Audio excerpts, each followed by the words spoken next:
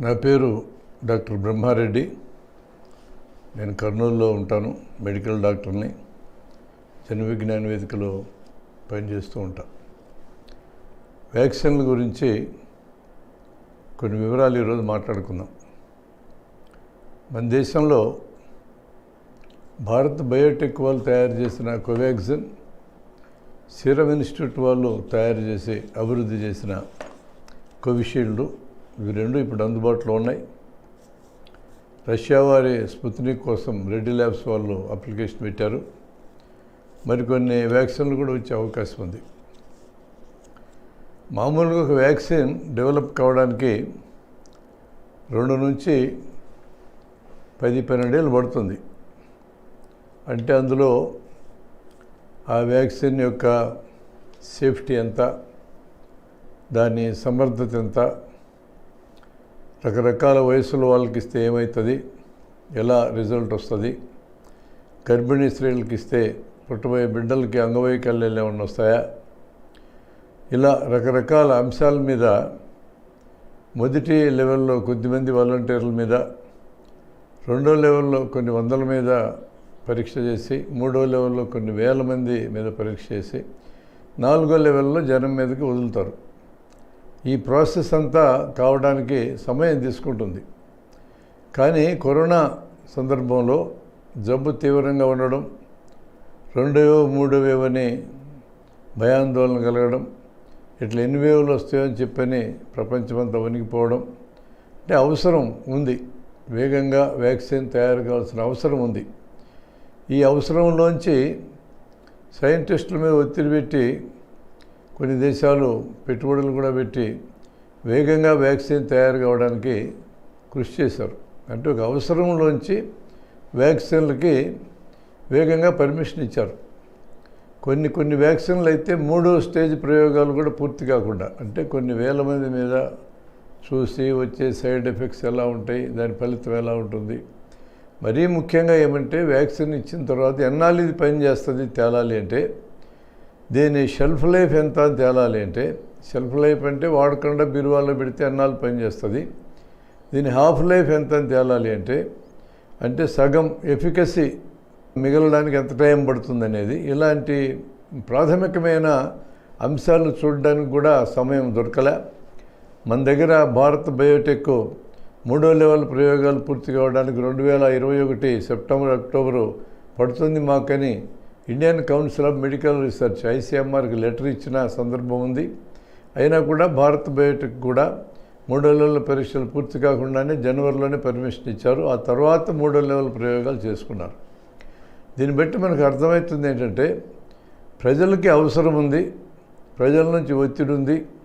ఈ ఒత్తిడి వ్యాపార ఒత్తిడి కింద, రాజకీయ ఒత్తిడి కింద కూడా మారింది. ఫైనల్గా వ్యాక్సిన్లు వేగంగా జనంలోకి వచ్చాయి. మొత్తం మీద ఎలా వచ్చినా వ్యాక్సిన్లతో 2 ప్రయోజనాలు ముఖ్యంగా ఉన్నాయి. ఒకటి, వ్యాక్సిన్ తీసుకున్న వాళ్ళకి కోవిడ్ వస్తుంది కానీ తీవ్రమైన లక్షణాలు రావు. రెండవది, మరణాలు దాదాపుగా ఉండవు. ఇవి 2 ప్రధానమైన ప్రయోజనాలు. ఈ 2 చిన్న ప్రయోజనాలు అయితే ఏం కాదు. కాబట్టి ఇంత అస్తవ్యస్తంగా వ్యాక్సిన్ని విడుదల చేసిన, ప్రయోగాలన్నీ పూర్తి కాకుండా విడుదల చేసిన, ఇంకా గ్రే ఏరియాస్ క్లియర్గా తెలియనివి, అంటే గర్భిణీ స్త్రీలకి ఇస్తే ఎలా ఉంటుంది, 16 ఏళ్ల లోపు పిల్లలకి ఇస్తే ఎలా ఉంటుంది, వివిధ జబ్బులు ఉన్నటువంటి కోమార్బిడిటీస్ అంటే వీటిని, అలాంటి వాళ్ళకి ఇస్తే ఎలా ఉంటుంది, ఇవన్నీ పూర్తి స్థాయిలో మన దగ్గరికి సమాచారం రాకపోయినా కూడా ప్రయోజనం అయితే ఉన్నది. కాకపోతే వ్యాక్సిన్ కరోనా రాకుండా ఆపదు, కరోనా వస్తుంది, వచ్చిన తర్వాత ప్రమాదాల స్థాయిని తగ్గిస్తుంది అనేది ప్రధానమైన అంశం. అందువల్ల కూడా మనం వ్యాక్సిన్ని ఆహ్వానించవచ్చు. రెండో అంశం ఏంటంటే, దీని వెనక వ్యాపారం ఉంది. అంటే వ్యాక్సిన్లు తయారు చేయడానికి అవసరమైన రీసెర్చ్కి చాలా ఖర్చు పెడతారు. ఆ రీసెర్చ్ ఖర్చు పెట్టే సంస్థ ఇదంతా నేనే పెట్టినా కాబట్టి దాని మీద పేటెంట్ నాకే రావాలని అడుగుతుంది. కానీ ఏ వ్యాక్సిన్ కొత్తది కనిపెట్టినా, ఏ మందు కనిపెట్టినా, ఏ విధానం కనిపెట్టినటువంటి వ్యక్తి ఒకరిద్దరు ఉంటే ఉండొచ్చు, ఒక సంస్థ ఉంటే ఉండొచ్చు. కానీ అది అప్పటిదాకా మానవ జాతి సంపాదించుకున్న మొత్తం విజ్ఞానం ఆధారంగానే ఏ కొత్తదైనా కనిపెడతారు. కాబట్టి మానవ జాతి సంపాదించుకున్న విజ్ఞానం అంతా మానవ జాతికి సమిష్టిగా చెందాల్సినటువంటిది, కానీ ఒక వ్యక్తికో సంస్థకో చెందాల్సింది కాదు. ఆ విధంగా చూస్తే సూత్రప్రాయంగా పేటెంట్లు అర్ధరహితం, సామాజిక వ్యతిరేకమైనవి. కానీ వ్యాపార ప్రపంచంలో పేటెంట్లు అలా చూడరు. అది వ్యాపార వస్తువు కిందనే చూస్తారు. దాన్ని డెవలప్ చేసిన వాళ్ళు, రీసెర్చ్ చేసిన వాళ్ళు ఎక్కువ లాభాలు పొందడానికి ప్రయత్నం చేస్తారు. అలాంటి ఒక ప్రోత్సాహం లేకపోతే కొత్త దేవుడు కనిపెడతాడని చెప్పి వాదన కూడా చేస్తారు. ఈరోజు వ్యాక్సిన్ కనిపెట్టినా కూడా దీని వెనుక గత సంవత్సరాల అంటే వేల సంవత్సరాల మానవ జాతి యొక్క సమిష్టి కృషి ఉందనే దాన్ని ఎవరూ కాదనలేం. దాంట్లోంచి ఆలోచించినప్పుడు ఇది వ్యాపారం అయినా కూడా దీనికి సామాజిక బాధ్యత ఉండక తప్పదు అనేది అర్థమవుతుంది. ఈరోజు వేగంగా వ్యాక్సిన్ని జనం మీదకి పంపించడానికి ఈ వ్యాపార అవసరం కూడా తోడ్పడ్డది. దీనికి తోడు రాజకీయ అవసరం వచ్చింది. పరిపాలించే ప్రభుత్వాలకి మా దేశం ముందు కనిపెట్టింది వ్యాక్సిన్ కనిపెట్టడంలో మేమే నెంబర్ వన్ చెప్పుకోవాల్సిన అవసరాలు నెత్తనబడ్డాయి. అందుకని ఒక దేశము తమ దేశంలో రీసెర్చ్ చేసి డెవలప్ చేసి ముందుకు తీసుకొచ్చిన వ్యాక్సిన్ని విడుదల చేసిన తర్వాత మిగతా దేశాల్లో తయారైన వాళ్ళు వెనకాడటం కుదరదు. వాళ్ళందరూ పరిగెత్తుకుని వెళ్లాల్సిందే. చైనా వ్యాక్సిను, రష్యా వ్యాక్సిను, అమెరికాలో ఫైజర్ వ్యాక్సిను, మోడర్నా వ్యాక్సిన్ ముందుకు వచ్చినాక ఇక మన దేశంలో కూడా కోవిషీల్డ్, కోవాక్సిన్లు కూడా పరిగెత్తుకు తప్పదు. వ్యాపారాన్ని అందరూ వాడుకోవాలి. వ్యాపారాన్ని అలా వాడుకోవడానికి సహాయపడటం రాజకీయ అవసరం కూడా ఉంది. కాబట్టి ఇందులో ఉండే రాజకీయాలు, ఇందులో ఉండే వ్యాపారం యాంగిల్ కంటే కూడా నేను సైన్స్ యాంగిల్ని కొంత నొక్కి చెప్పాలనుకుంటున్నా. ఈరోజు ఈ వ్యాపారము రాజకీయము రెండు వ్యాక్సిన్లోకి వచ్చి కొన్ని డబ్బున్న దేశాలు, అభివృద్ధి అయిన దేశాలు వ్యాక్సిన్ సొంతంగా తయారు చేయగలిగాయి. మరికొన్నిటికి సొంతంగా తయారు చేయడం చేత కాకపోయినా దాన్ని ఉత్పత్తి చేయగలిగే సామర్థ్యం ఉంది. అయితే ఆ ఫార్ములా చేతిలో ఉంటే, పేటెంట్ చేతిలో ఉంటే చేయగలవు. ఇంకొన్ని దేశాలకి రీసెర్చ్ చేసే శక్తి లేదు, ఉత్పత్తి చేసే శక్తి లేదు. మరికొన్ని దేశాలకి ఎవడన్నా తయారు చేస్తే కొనగలిగే శక్తి కూడా లేదు. ఇట్లా 4 రకాల దేశాలు ఇక్కడ ఉన్నాయి. మన దేశం సొంతంగా రీసెర్చ్ చేయగలిగే స్థాయి ఉంది, ఉత్పత్తి చేయగలిగే స్థాయి కూడా ఉంది. ప్రపంచంలో ఉండే వ్యాక్సిన్ అవసరాలు 150 నుంచి 60 వంతులు తీర్చగలిగే శక్తి మనకుంది.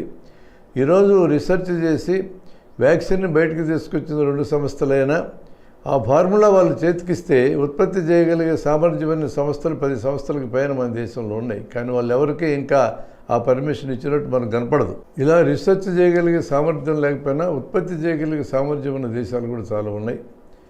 ఈరోజు ప్రపంచం యొక్క అవసరాలు 750 కోట్ల మంది యొక్క అవసరాలు తీర్చడానికి శరవేగంగా వ్యాక్సిన్ తయారు చేసి ప్రపంచ ప్రజలందరికీ వ్యాక్సిన్ ఇవ్వడం ద్వారా మాత్రమే ఈ జబ్బును ఎదుర్కోగలము.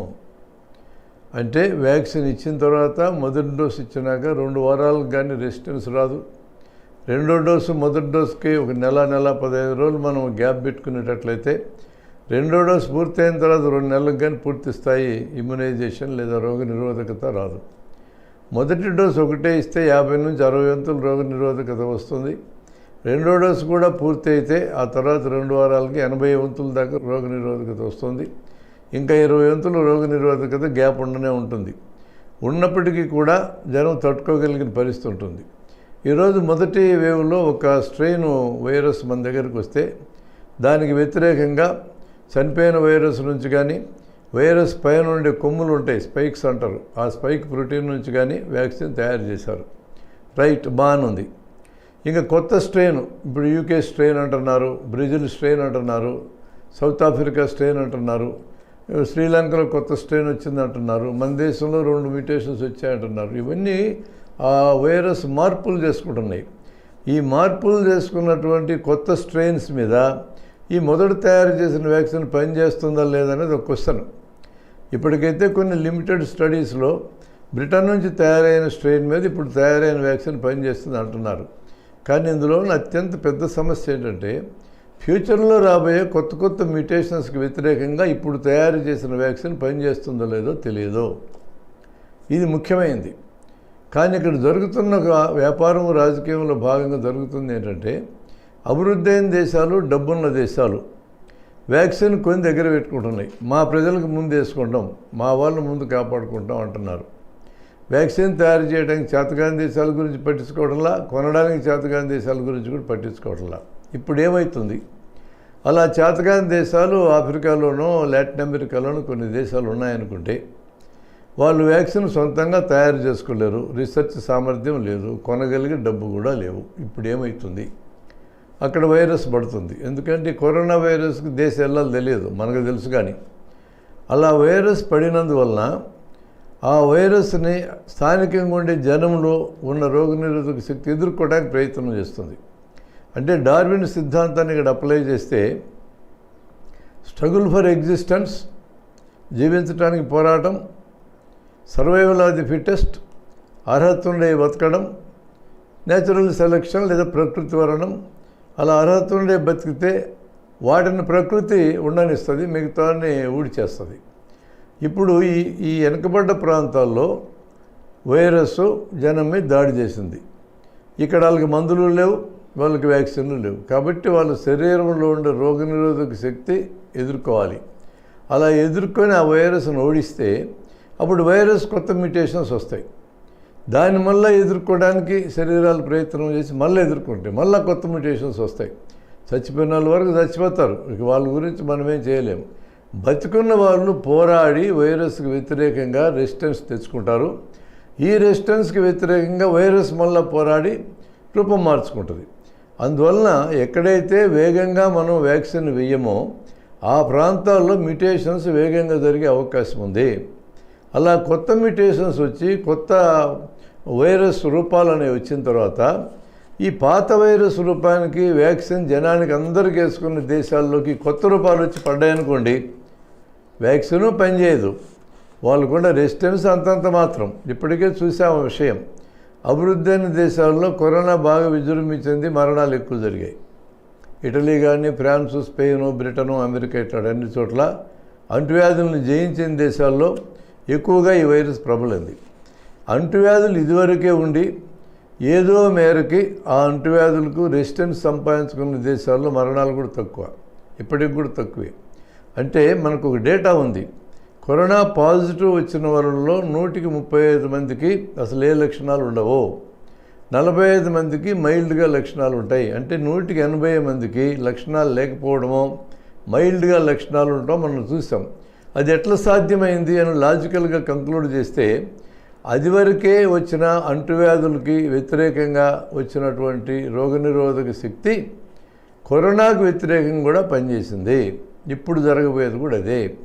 అభివృద్ధి అయిన దేశాల్లో దాదాపు కొన్ని దశాబ్దాల నుంచి అంటువ్యాధులు లేవు కాబట్టి అంటువ్యాధులకు వ్యతిరేకంగా వాళ్ళ శరీరాలు రోగనిరోధక శక్తిని సంపాదించుకోలేదు కాబట్టి అక్కడ ఎక్కువ మరణాలు జరిగినాయి, జబ్బు విజృంభించింది. ఇప్పుడు వాళ్ళ దగ్గర డబ్బు ఉంది కాబట్టి వ్యాక్సిన్ తయారు చేసుకొని ఈ కరోనా వైరస్కి వ్యతిరేకంగా రెసిస్టెన్స్ సంపాదించుకుంటారు. ఓకే, వెనుకబడిన దేశాలు సొంతంగా వ్యాక్సిన్ని రీసెర్చ్ చేసి కనుక్కోలేవు, ఉత్పత్తి చేయలేవు, కొన్ని కొనుక్కోగలిగే శక్తి కూడా లేదనుకోండి. అభివృద్ధి చెందిన దేశాలు ఆ వెనుకబడిన దేశాల సంబంధించి సమస్యలు మాకెందుకని వదిలేస్తే ఏం జరగబోతుంది? వెనుకబడిన దేశాల్లో కొత్త స్ట్రెయిన్స్ వస్తాయి, చచ్చిపోయిన వాళ్ళు చచ్చిపోగా బతుకున్న వాళ్ళు పోరాడి రోగనిరోధక శక్తి సంపాదించుకుంటారు. మళ్ళా కొత్త వైరస్, కొత్త స్ట్రెయిన్స్ మళ్ళీ తయారైతే మళ్ళా రెసిస్టెన్స్ సంపాదించుకుంటారు. అలా నూతన వైరస్ స్ట్రెయిన్స్ తయారవుతూ ఉంటాయి, మ్యుటేషన్స్ వస్తూ ఉంటాయి. అభివృద్ధి చెందిన దేశాలు వ్యాక్సిన్ ఉత్పత్తి చేసి తమ జనానికి అంతా ఇచ్చుకొని మాకు రక్షణ ఉందని చెప్పి ఆనందపడుతూ ఉంటారు. కానీ కొత్త స్ట్రెయిన్స్ విమానాలు ఎక్కి మళ్ళీ అభివృద్ధి చెందిన దేశాలు వస్తాయి. వచ్చి ఈ స్ట్రెయిన్స్కి వ్యతిరేకంగా వ్యాక్సిన్ పనిచేయని పరిస్థితి ఉంటే మరలా కొత్త వ్యాక్సిన్ తయారు చేసుకునేదాకా వీళ్ళు దెబ్బతింటూనే ఉంటారు. కాబట్టి సారాంశం ఏంటంటే అంటువ్యాధులు కానివాడి దగ్గర డబ్బున్నోడు బతుకుతాడు, డబ్బు లేనివాడు సస్తాడు అనుకోవచ్చు. ఉదాహరణకు ఆకలి అంటురోగం కాదు, ఆకలితో ఎంతమంది జనం చచ్చినా అభివృద్ధి చెందిన దేశాలు చెమగుట్టినట్టు కూడా ఫీల్ కావటంలా. కానీ కరోనా లాంటి అంటువ్యాధులకి ఎల్లలు ఉండవు, అందరికీ వస్తాయి. ఆడికి వస్తే నాకెందుకు, నేను బాగుంటే చాలు అనుకుంటే కుదరదు ఇక్కడ. అందువలన కరోనాని కట్టడి చేయాలంటే వ్యాక్సిన్ ప్రపంచం అంతా అందాలి తప్ప కొన్ని దేశాలకి అంది కొన్ని దేశాలకు అందకపోతే కుదరదు. అది కూడా రికార్డు టైంలో అందాలి. ఒక 3 నెలలు 6 నెలలు టైం పెట్టుకొని ప్రపంచం మొత్తాన్ని వ్యాక్సినేషన్ చేస్తే ఈ ప్రపంచ జనాభా అందరూ కూడా ఈ కరోనా సమస్యలోంచి బయటపడ్డట్టు అవుతుంది. సరిగ్గా ఇలాంటి సమస్య మన దేశంలో కూడా వస్తుంది. మన దేశంలో దాదాపు 35,000 కోట్ల రూపాయలు బడ్జెట్లో వ్యాక్సిన్ కోసం కేటాయించుకున్న ప్రభుత్వం ఈరోజు డబ్బులు బయటికి తీయడంలా, పిఎం కేర్ ఫండ్లో డబ్బులు బయటికి తీయడంలా, తీయకుండా సీరం ఇన్స్టిట్యూట్తో ఒప్పందం చేసుకుంది. మీరు తయారు చేసిన వ్యాక్సిన్ సగం మాకే ఇవ్వాలని, సగం మీకెందుకు, వ్యాక్సిన్ ఇచ్చేది రాష్ట్రాలు అయితే కేంద్రం చేతులు ఎందుకు, పోనీ కేంద్రమే మొత్తం తీసుకుని రాష్ట్రాలకు ఇస్తుందా? ఇదివరకు పోలియో వ్యాక్సిన్ కానీ ఎంఎంఆర్ వ్యాక్సిన్ కానీ కేంద్ర ప్రభుత్వమే ప్రొక్యూర్ చేసి రాష్ట్రాలకు ఇచ్చింది కదా. ఇప్పుడు ఆ పద్ధతి పాటించడానికి వచ్చిన ఇబ్బంది ఏంది? సగం తమ దగ్గర పెట్టుకోవడం అనేది రాజకీయ అవసరాల కోసమో, తమకు ఇష్టమైన రాష్ట్రాలకి ఎక్కువ ఇవ్వడము, లేదా తమ రాజకీయ పలుకుబడి పెంచుకోవాలనుకున్నప్పుడు వాళ్ళకి వ్యాక్సిన్ ఎక్కువ ఇవ్వడము, తమకు నచ్చని రాష్ట్రాలకు తక్కువ ఇవ్వడం చేయదని గ్యారెంటీ ఏమన్నా ఉందా ఈ ప్రభుత్వంతో?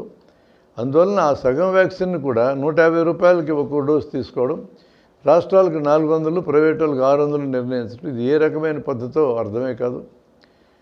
పెట్టుబడిదారీ విధానాన్ని పాటించి మార్కెట్ ఎకానమీని అవలంబించి అమెరికా లాంటి చోట ప్రతి ఒక్కరికి వ్యాక్సిన్ ఉచితంగా ఇవ్వాలని ఆ ప్రభుత్వం నిర్ణయిస్తే అదేం కమ్యూనిస్ట్ ప్రభుత్వం ఏం కాదు.